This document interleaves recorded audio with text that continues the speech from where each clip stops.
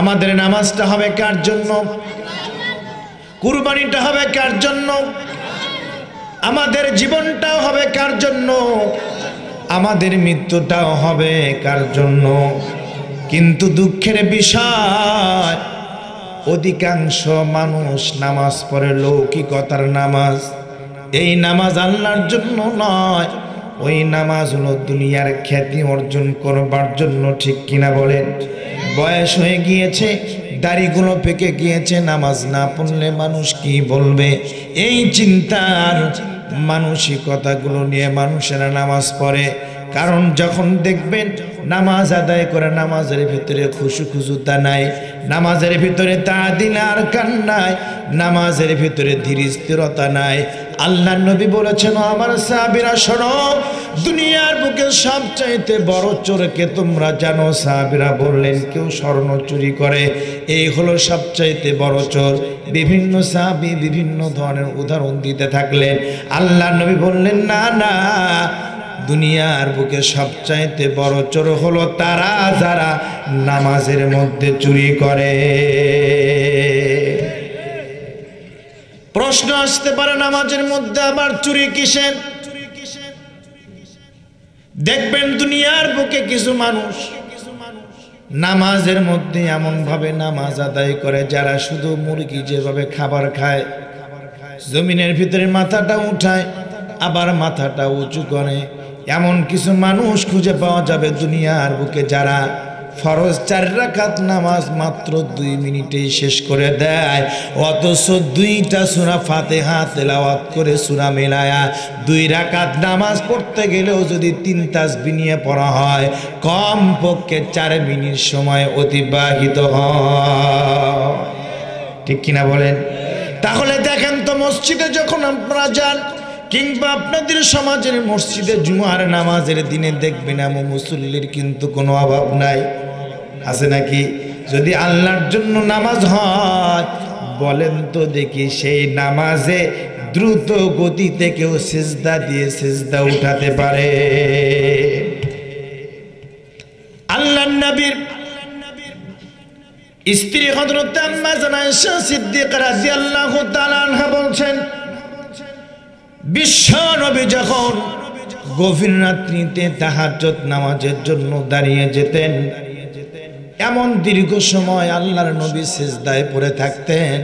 আম্মা আয়েশা বলেছেন, আমার কাছে মনে হতো যেন বিশ্ব নবী দুনিয়া থেকে বিদায় হয়ে চলে গিয়েছেন। এমন নামাজ তিনি পড়েছেন। আল্লাহর নবী মৃত্যুবরণ করেছে কিনা, ইন্তেকাল করেছে কিনা, এই সন্দেহ দূর করবার জন্য আম্মা জান আয়েশা সিদ্দিকা রাদিয়াল্লাহু তাআলা মাঝে মাঝে নবীজির পায়ের মধ্যে চিমটি কেটেছে। আমার ভাইয়েরা, মসজিদে নামাজ পড়তে আসে, নামাজের মধ্যে কোনো খুশুখুজুতা নাই, নামাজের মধ্যে কোনো ধরনের মহাব্বত নাই, আন্তরিকতা নাই। কিন্তু পক্ষান্তরে দেখবে মসজিদে আসলে পরে ইমামের ভুল ধরার মানুষ আছে না নাই? মুয়াজ্জিনের ভুল ধরার মানুষ আছে না নাই? সমালোচনা করার লোক আছে না নাই? আমার ভাইয়েরা, আল্লাহর নবীর একজন জালিল কদর সাহাবী নাম হলো হযরতে তালহা রাদিয়াল্লাহু তাআলা আনহু। প্রতিদিন আল্লাহর নবীর পেছনে নামাজ আদায় করেন, সালাম ফিরানোর সাথে সাথে বাড়িতে চলে যান। আল্লাহর নবী বলেছেন, ও দুনিয়ার মানুষেরা শোনো, সুন্নাত নামাজগুলো তোমরা বাড়িতে ঘরের মধ্যে পড়বে, আর ফরজ নামাজগুলো তোমরা জামাতের সহিত পড়বে। সাহাবীরা অভিযোগ করলেন, পয়গম্বর, আবু তালহা নামাজ আদায় করে সালাম ফিরিয়ে সাহাবীদের সাথেও মেশে না, আল্লাহর নবীজির কাছেও বসে না, সাহাবীদের সঙ্গে কোনো আড্ডাবাজিও করে না, সালাম ফিরানোর সাথে সাথে আবু তালহা বাড়ির মধ্যে চলে যায়। এটা তো আমাদের কাছে ভালো লাগে না গো পয়গম্বর। আল্লাহর নবী ডাক দিয়ে বললেন, শোনো শোনো আমার সাহাবীরা শোনো, তোমরা আবু তালহার সমালোচনা করো না, নিজে যে খোঁজ নিয়ে দেখবো কেন আবু তালহা সালাম ফিরিয়ে ফিরিয়ে তিনি বাড়িতে চলে যান। আল্লাহর নবী এবার জরিপ করার জন্য বের হয়ে গেলেন। নামাজ শেষ করে সালাম ফিরিয়ে যখন আবু তালহা বাড়ির দিকে রওনা করেছেন, গভীর মনোযোগ দেন। আল্লাহর নবী আবু তালহার বাড়ির দরজার কাছে যে সালাম দিয়েছেন, আসসালামু আলাইকুম, কোনো জবাব আসে না। এরপরে আবার সালাম দিয়েছেন, কোনো জবাব আসে না। এরপরে আল্লাহর নবী তৃতীয়বারের মতো সালাম দিয়েছেন, কিন্তু কোনো জবাব আসে না। তিনবার সালাম দেওয়ার পরে যখন কোনো জবাব আসে না, আল্লাহর নবী আবু তালহার বাড়ির দরজা থেকে বিদায় নিয়ে রওনা করেছেন। ইতিমধ্যে আবু তালহা ঘর থেকে বের হয়ে আল্লাহর নবীজির পেছনে পেছনে দ্রুত গতিতে হাঁটা শুরু করে দিয়েছেন। আল্লাহর নবীকে পেছন দিক থেকে ডাক দেয় না। আবু তালহা মনে করেছে আল্লাহর নবীকে যদি পেছন দিক থেকে ডাক দেওয়া হয়, আল্লাহর নবীর সাথে বেয়াদবি করা হবে। এই চিন্তা নিয়ে হাঁটার গতিটা বাড়িয়ে দিয়ে আবু তালহা বিশ্ব নবীর কাছাকাছি যাওয়ার পরে আল্লাহর নবীকে ডেকে বলতেছেন, পয়গম্বর, আমার বাড়ির সামনে যে তিনবার সালাম দিয়ে আপনি আমাকে পান নাই, ও নবী গো, আমার বাড়িতে আসার পর আমাকে না পেয়ে আপনি চলে আসছেন, বেয়াদবি মাফ করবেন। নবী গো, চলেন কেন, আমার বাড়িতে আপনি গিয়েছিলেন। আবু তালহার কথা শোনার পরে আল্লাহর নবী ডাক দিয়ে বলতেছেন, আবু তালহা শোনো শোনো, আমি তোমার বাড়িতে তোমার খোঁজ করার জন্য গিয়েছিলাম। শোনো আবু তালহা, নামাজ পড়ার পরে সালাম ফেরানোর পরে তুমি বাড়িতে চলে আসো। সাহাবীদের অভিযোগ, তুমি কখনোই সাহাবীদের সঙ্গে বসো না, আড্ডাও দাও না, সালাম ফেরানোর সাথে সাথে বাড়ির দিকে ফিরে আসো কেন? আবু তালহা জানতে চাই। আল্লাহর নবীর সাহাবী আবু তালহা চোখের পানি ছেড়ে দিয়ে ডেকে ডেকে বলতেছেন, গো পয়গম্বর, কেন আমি সালাম ফিরে বাড়ির দিকে চলে আসি জানে? আমার স্ত্রী আর আমার নামাজ পড়ার জন্য একটাই মাত্র পোশাক, যেই পোশাকটা পরে মসজিদে নববীতে যখন আজান হয়ে যায়, ওই পোশাকটা পরে আমি জামাতে শরীক হয়ে আপনার পেছনে নামাজ আদায় করি। সালাম ফিরিয়ে তাড়াতাড়ি আসি, এই জন্য আমার স্ত্রী অপেক্ষায় থাকে কখন আমি বাড়িতে চলে যাব, আর আমার পরনের কাপড়টা নিয়ে কখন আমার স্ত্রী আবার নামাজে দাঁড়িয়ে যায়। আজান শুনে আছো যারা বিছানায়, তাদের জন্য কাঁদেন নবী মদিনায়, তাদের জন্য কাঁদেন নবী মদিনায়, সেই নবীর জন্য কি মায়া লাগে না? হায়রে উম্মত মসজিদে কেন আসো না? হায়রে মানুষ নামাজ কেন পড়ো না? আজান শুনে আসো যারা বিছানা, তাদের জন্য কাঁদেন নবী মদিনায়, তাদের জন্য কাঁদেন নবী মদিনায়। ও গায়বান্দার মুসলমান ইমানদার আল্লাহর গোলাম, ভালো করে কানটা লাগায় শুনে নেন। আবু তালহার তার স্ত্রীর একটাই মাত্র পোশাক, সালাম ফিরিয়ে দ্রুত বাড়িতে চলে আসে। স্বামী আসলে পরে স্ত্রী নামাজ আদায় করবে, কিন্তু অথচ আজকের জামানায় এমন কোন মানুষ খুঁজে পাওয়া খুব কষ্ট হয়ে যাবে যাদের 2 সেট 3 সেট জামা নাই, যে জামা না পরে তারা নামাজ পড়তে পারে, ঠিক কিনা বলে? এরপরেও মানুষ নামাজ পড়তে চায় না। আমার ভাইয়েরা, হাদিসটা এখানেই শেষ নয়। আল্লাহর নবী আবু তালহার এমন করুণ ঘটনা শোনার পরে নবীজি আশ্চর্য হয়ে গেলেন, আর থামতে চান না। নবীজি সামনের দিকে রওনা দেয়। কিছুদূর যাওয়ার পরে দেখে রাস্তার পাশে 2টা খেজুরের সাথে 2টা ছোট্ট ছোট্ট বাচ্চা বাঁধা, দড়ি দিয়ে হাতগুলো বেঁধে রাখা হয়েছে।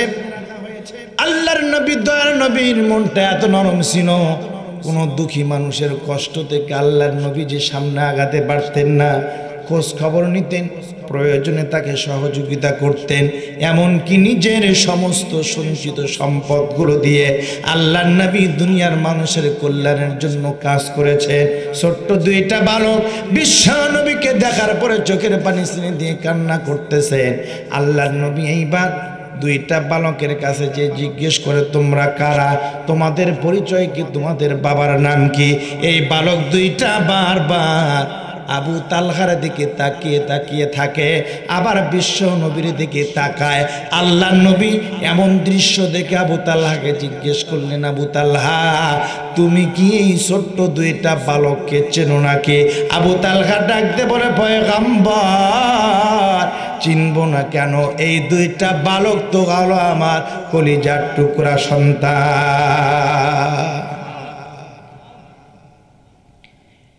আমার ভাইয়ের আবু তালহাকে জিজ্ঞেস করা হয়, এদেরকে এখানে বেঁধে রাখা হয়েছে কেন? আবু তালহা চোখের পানি ছেড়ে দিয়ে পয়গম্বরকে ডেকে বলেন, গো পয়গম্বর, আমাদের শুধু কাপড়ের অভাবে শুধু নামাজ আমাদের পড়তে ব্যাহত হয় না। আজকে 3 দিন পর্যন্ত আমার বাড়িতে চুলায় কোনো আগুন জ্বলে না। ও পয়গম্বর, কলিজার টুকরা সন্তানদের মুখে খাবার দিতে পারি না। ক্ষুধার যন্ত্রণা সহ্য করতে না পেরে এই যে দেখেন খেজুরের বাগান, এই বাগানটা একটা ইহুদির বাগান। এখানে প্রতিদিন সকালবেলা আমার কলিজার টুকরা সন্তানরা ক্ষুধার যন্ত্রণা সহ্য করতে না পেরে খেজুরের গাছ থেকে যে পাকা খেজুরগুলো পড়ে যায়, এই পাকা খেজুরগুলো খুঁটিয়ে তারা কুড়িয়ে ক্ষুধা নিবারণ করে। মুসলমান হওয়ার কারণে, মুসলমান সন্তান হওয়ার কারণে ইহুদির বাগানের খেজুর খাওয়ার অপরাধে এই ইহুদি আমার কলিজার টুকরা সন্তানদেরকে খেজুরের গাছের সঙ্গে বেঁধে রেখেছে। আল্লাহ নবী বললেন, আবু তালহা আর দেরি করো না, আমার সাথে চলো, তুমি মসজিদ নববীতে চলে যাও। আল্লাহর নবী মসজিদ নববীতে যে চোখের পানি ছেড়ে কান্না শুরু করে দিলেন। সাহাবাজ মাইনরা ডেকে বলতেছেন, পয়গম্বর কান্না করেন কেন, কি হয়েছে আপনার? উম্মতের জন্য বড় মায়া লাগে, উম্মতের জন্য বড় দরদ আপনার। ও নবী, আপনাকে কান্না করতে হবে না, আমাদেরকে শুধু বলেন আপনার উম্মতের জন্য আমাদের জীবনগুলো কোরবান করে দিয়ে দেব। আল্লাহর নবীর কান্না বন্ধ হয় না। আম্মা জান আয়েশা সিদ্দিকা রাদিয়াল্লাহু তাআলা আনহা বলেন, পয়গম্বর কান্না বন্ধ করেন, বুঝতে পেরেছি উম্মতের জন্য মায়া, উম্মতের জন্য এত দয়া গো পয়গম্বর, আপনার কোন উম্মত যেন জাহান্নামে না যায়, এই জন্য আয়েশার জিন্দেগীর সমস্ত নেক আমলগুলো আপনার উম্মতকে দান করে দিলাম। এরপরে পয়গম্বরের কান্না বন্ধ হয় না। আমার ভাইয়েরা, আল্লাহর নবী বারবার অপেক্ষায় আছেন কোন সাহাবীর দ্বারা আবু তালহার জীবনের সমস্যাগুলো সমাধান করা যাবে। কিছুক্ষণ পরে আল্লাহর নবীর জামাতা হযরত ওসমান গনির চলে আসলেন আল্লাহর নবীর কাছে। পয়গম্বরকে ডেকে বলেন, পয়গম্বর সাহাবীরা কান্না করে, আপনিও কান্না করেন, মদিনার অলিগলিতে খবর ছড়িয়ে পড়েছে আপনার কান্নার আওয়াজ। ও পয়গম্বর কেন কান্না করেন আমারে বলে। আমি উসমান আমার জীবন দিয়ে হলো আপনার কান্না বন্ধ করতে চাই। পয়গম্বর ডেকে বলেন, ওসমান শোনো শোনো, জীবন দিতে হবে না, আমি তালহার জীবনের দুঃখটা দূর করতে চাই, তুমি কি সহযোগিতা করতে পারবে? আল্লাহর নবীর জামাতা ওসমান ডেকে বলতেছেন, পয়গম্বর বলেন কি হয়েছে, কি করতে হবে?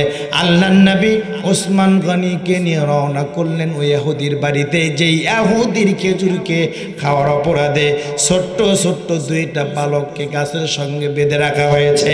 ইহুদির বাড়িতে যে আল্লাহর নবী ওসমানকে ডেকে বলেন, ওসমান শোনো, আবু তালহার দুইটা সন্তান খেজুর খাওয়ার অপরাধে মুসলমান হওয়ার কারণে কলিজার টুকরা সন্তানদেরকে গাছের সঙ্গে বেঁধে রেখেছে। ও ওসমান, আমি চাই ওই খেজুরের বাগানটা তুমি ক্রয় করে নিয়া আমি তালহাকে তুমি দিয়ে দাও, যাতে করে তালহার পরিবারের অভাবগুলো দূর হয়ে যায়। এইবার ওসমান ব্যবসা করতেছেন ইহুদির সাথে। ইহুদিকে ডেকে বলতেছেন, ও ইহুদি শোনো, আমার নবী কান্না করে, সাহাবীদের কলিজা ফেটে যেতে চায়, ওই যে খেজুরের বাগানটা, যেইটার খেজুর খাওয়ার কারণে বালকদেরকে তুমি বেঁধে রেখেছ, বলো তো দেখি ইহুদি, এই খেজুরের বাগানের বিনিময়ে তুমি কি চাও? ইহুদি মনে মনে ভাবলেন, ওসমান সবচাইতে বড় ধনী মানুষ, তার অনেকগুলি সুন্দর সুন্দর খেজুরের বাগান আছে। আবু তালহার জন্য ইহুদি এইবার ওসমান গনিকে শর্ত দিয়ে দেয়, শোনো শোনো ওসমান, তুমি যদি অমুক খেজুরের বাগান, অমুক খেজুরের বাগান, অমুক খেজুরের বাগান, তুমি যদি এই বাগানটার বিনিময়ে যদি দিতে পারো, তাহলে আমি তোমাকে বাগানটা দিয়ে দেব। ওসমান গনি বললেন, ঠিক আছে ঠিক আছে, তুমি আমার সুন্দর সুন্দর বাগানগুলো নিয়ে নাও, আর তুমি এই খেজুরের বাগানটা আমাকে দিয়ে দাও। আল্লাহর নবীর সন্তুষ্টির জন্য ওসমান গনি ইহুদির কাছ থেকে খেজুরের বাগানটা নিয়ে আবু তালহাকে দিয়ে দিলেন। ইহুদি ওসমানকে ডেকে বলেন, ওসমান শোনো, যতদূর সম্পর্কে আমি তোমার বিষয় জানি, তুমি তো ব্যবসায় কোনোদিন লস করো না, কিন্তু আজকে ব্যবসার মধ্যে তুমি লস করলে। একটা খেজুরের বাগানের বিনিময় এতগুলো খেজুরের বাগান তুমি দিয়ে দিলে। ওসমান ইহুদিকে ডেকে বলে, শোনো শোনো, আমি তো ব্যবসায় কোনোদিন লস করি না, আজকেও লস করি না, বরঞ্চ লস তুমি করেছো। আল্লাহর নবীর কান্না বন্ধ করবার জন্য একটা খেজুরের বাগানের বিনিময় যদি তুমি দুনিয়ার সব সম্পদ ওসমানের নিয়ে নিতে, আল্লাহর নবীজির চোখের পানি বন্ধ করবার জন্য আমি ওসমান আমার জীবনের সব সম্পদগুলো আল্লাহর নবীর পায়ে কোরবান করে দিতাম। পাইলে নিরালায় গো নবী, পাইলে নিরালায়, বলেন পাইলে নিরালায় গো নবী, পাইলে নিরালায়। আমি দুই কদমে চুমো খাবো, আমি দুই কদমে চুমো খাবো, চরণ ধুলি মাখবো গায়, পাইলে নিরালায়, বলেন পাইলে নিরালায় গো নবী, পাইলে নিরালায়। মদিনা শরীফে বহু দূরে লোহিত সাগরের পারে গো, সালাম দিলে সালাম শুনি, বলেন সবাই সালাম দিলে সালাম শুনি, নবীজির রওজায় পাইলে নিরালায়, বলেন পাইলে নিরালায় গো নবী, পাইলে নিরালায়। আমি দুই কদমে চুমো খাবো, আমি দুই কদমে চুমো খাবো, চরণ ধুলি মাখবো গায়, পাইলে নিরালায়, বলেন পাইলে নিরালায় গো নবী, পাইলে নিরালায়। লিল্লাহি তাকবীর। কষ্ট হচ্ছে আপনাদের? আর একটু সময় নিলে কষ্ট হবে। তাহলে আমাদের নামাজটা হতে হবে কার জন্য? জোরে বলেন, জোরে বলেন।